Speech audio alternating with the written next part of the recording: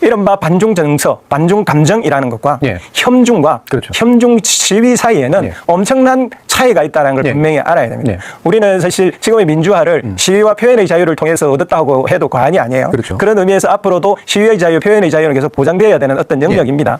그런 점에 있어서 반중 감정이라는 것은 아까 모두에도 말씀하셨는데 국가와 국가 간에는 늘 존재하는 겁니다. 그래서 특정한 일이 벌어졌을 때는 상당히 높이 올라가요. 예. 예를 들면 지금 캐나다는 미국에 대한 반감이 그렇죠. 80% 정도 올라가 있습니다. 그런데 이게 그 일이 마무리되고 나면 아마 캐나다도 그럴 것 같아요. 관세가 마무리되고 관세 문제가 마무리되고 나면 대부분 정상 궤도에 올라옵니다. 반중 감정은 그렇고요.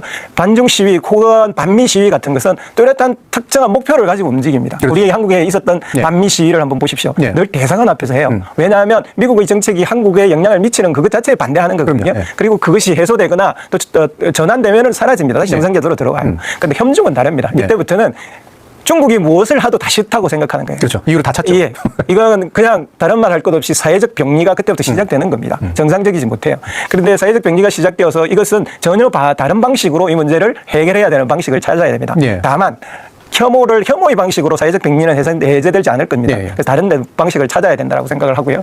이제 지금은 어느 단계까지 와 있냐면 제가 장개주의 탄생을 쓸 때 앞에 2개까지는 예측을 했는데 마지막 지금 예. 혐중 시위는 예측을 못했어요. 혐중 시위를 하려면 몇 가지가 필요합니다. 우선 조직이 있어야 돼요. 네, 그렇죠. 그 조직은 자금이 있어야 됩니다. 자금이 있는 뿐만 아니라 뚜렷한 목표가 있어야 돼요. 예. 그래야 시위를 하고 나섭니다. 혐중 시위의 특징은 특히 이번 혐중 시위는 이게 혐오주의의 폭력화의 마지막 단계입니다. 예. 왜냐하면 일반 관광객이나 한국에 거주하는 중국 시민들에게 폭력을 행사해요. 예, 예. 이건 기존의 반미 시위와 같은 차원과 완전히 다른 시위거든요. 예, 예. 예를 들면 중국의 특정한 정책이 불만이었다면 그들의 주장대로 중국이 우리의 선거에 개입해서 정말 선거 부정을 저지른 것이 문제라고 생각을 했다면 시위는 당연히 대사관이나 뭐 많이 양보해도 중국 문화관 앞에서 주로 이루어지는 것이 맞아요. 근데 지금은 명동거리나 중국인 주민들이 사는 곳에서 활보하면서 그것도 특정한 목표 없이 혐오 발언과 혐오적 표현, 혐오적 폭력들을 행사한단 말이에요. 예. 이건 전혀 다른 문제예요. 이거는 더 말할 필요도 없이 2가지를 해야 돼요. 사회적 병리 현상으로 치유의 방법도 해야 되는 것과 동시에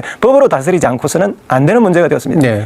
지금 이른바 혐중을 표방하면서 걷는 이 시위의 목표는 저는 개인적으로는 그 목표가 중국이 아니라고 생각합니다. 예, 일반 혐오의 사회를 만들기 위한 국내 정치라고 보는 사회예요. 그러니까 이건 우리 사회가 지금 이걸 방치했다가는 혐오 사회로 갑니다. 예. 그러니까 혐오 지금 이 혐중 시위가 가지는 특징은 3가지가 있어요. 식민주의적입니다. 우리는 사실 혐오 시위가 여지껏 없지는 않았어요. 일제시대 때 있었어요. 예. 만보산 사건 같은 것이 대표적인 특징이고요. 예. 식민주의에서 일본에 의해서 한국의 부역자들 언론들이 동의되면서 폭력 사태가 벌어진 거거든요. 예. 그 식민주의가 잠재되어 있다가 지금은 미국이라는 국가가 식민주의적 대응을 하고 있는 상황에서